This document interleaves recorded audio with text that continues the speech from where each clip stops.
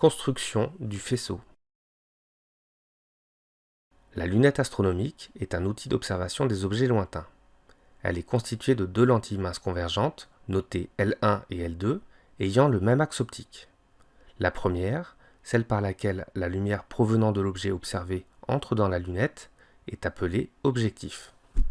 La seconde, à côté de laquelle l'utilisateur place son œil pour observer l'objet éloigné, est appelée oculaire. La distance focale de l'objectif est supérieure à la distance focale de l'oculaire. Cela permet d'obtenir une image plus grosse que l'objet. Lorsque le foyer image de l'objectif f'1 est confondu avec le foyer objet f2 de l'oculaire, la lunette est dite afocale. Comment construire le faisceau de lumière provenant d'un objet infiniment éloigné traversant une lunette afocale? Le point B observé à travers la lunette afocale étant très éloigné, on considère que les rayons lumineux, en provenance de cet objet, arrivent sur l'objectif de la lunette, parallèles entre eux. Construisons, dans un premier temps, l'image de l'objet, situé à l'infini, à travers l'objectif. Le rayon 1 passe par le centre optique O1 de l'objectif. Il n'est donc pas dévié. Le rayon 2, issu également de B, passe par le foyer objet F1 de l'objectif. Il émerge donc de l'objectif, parallèle à l'axe optique. Les deux rayons, 1 et 2, se coupent dans un plan situé au niveau du foyer image, f'1 de l'objectif, et donc du foyer objet f2 de l'oculaire. Ce point, B1, constitue l'image du point B à travers l'objectif, et l'image intermédiaire du point B dans la lunette.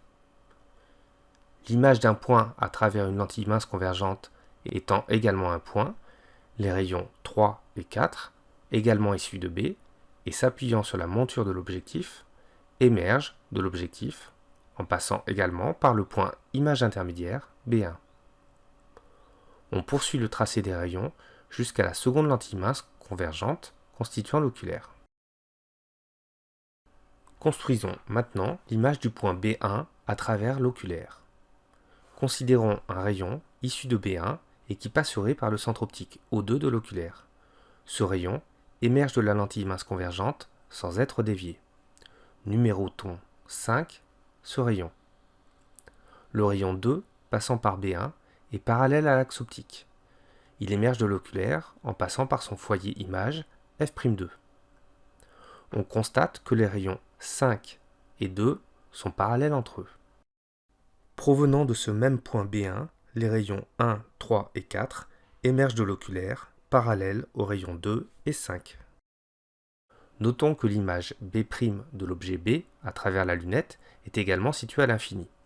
Cela permet à l'œil de l'observateur de ne pas accommoder en regardant à travers l'oculaire de la lunette astronomique. Le faisceau de lumière traversant la lunette astronomique est compris entre les rayons lumineux s'appuyant sur la monture de l'objectif. Pour matérialiser ce faisceau, on colorie donc le faisceau délimité par les rayons 3 et 4. Pour un système afocal, la superposition du foyer image de l'objectif et du foyer objet de l'oculaire entraîne que le faisceau incident de rayons parallèles émerge de la lunette en un faisceau de rayons également parallèles entre eux. Retenons que pour tracer le faisceau de lumière traversant une lunette afocale, on construit tout d'abord l'image intermédiaire B1 de l'objet B situé à l'infini à travers l'objectif, puis, en prolongeant les rayons issus de B1, on construit l'image B' de B1 à travers l'oculaire. Le faisceau de lumière traversant la lunette est compris entre les rayons incidents s'appuyant sur les bords de l'objectif. Réalisons un petit test de 3 questions. À chaque fois que vous voyez apparaître cette icône, appuyez sur la touche pause pour prendre le temps de répondre. Parmi les 3 représentations ci-dessous, laquelle schématise une lunette astronomique afocale? Une lunette astronomique est afocale si le foyer image f'1 de l'objectif est confondu avec le foyer objet f2 de l'oculaire. La bonne réponse est ici la réponse B. Pour l'observateur d'un objet très éloigné à travers une lunette astronomique afocale, réponse A, le faisceau de lumière entrant par l'oculaire est constitué de rayons parallèles entre eux. Réponse B, le faisceau de lumière pénétrant par l'objectif de la lunette n'est pas constitué de rayons parallèles entre eux. Réponse C, le faisceau de lumière émergeant de l'oculaire est constitué de rayons parallèles entre eux. L'objet observé B étant éloigné, les rayons lumineux sont parallèles entre eux. Ils pénètrent dans la lunette par l'objectif et en émergent par l'oculaire. La lunette est afocale, le faisceau émergent est constitué de rayons parallèles entre eux. La bonne réponse est ici la réponse C. Parmi les propositions suivantes, quelle est la représentation correcte du faisceau émergent de la lunette et issu d'un objet situé à l'infini?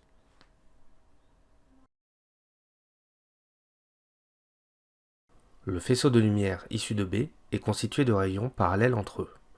Pour la première proposition, le rayon s'appuyant sur le bord supérieur de l'objectif n'a pas été prolongé au-delà de l'image intermédiaire B1. Pour la seconde proposition, le rayon incident s'appuyant sur le bord supérieur de l'objectif n'est pas parallèle à l'axe optique et ne peut donc émerger de l'objectif en passant par son foyer image f'1. Enfin, pour la troisième proposition, la construction des rayons montre que la représentation du faisceau est correcte. Il fallait ici choisir la proposition C.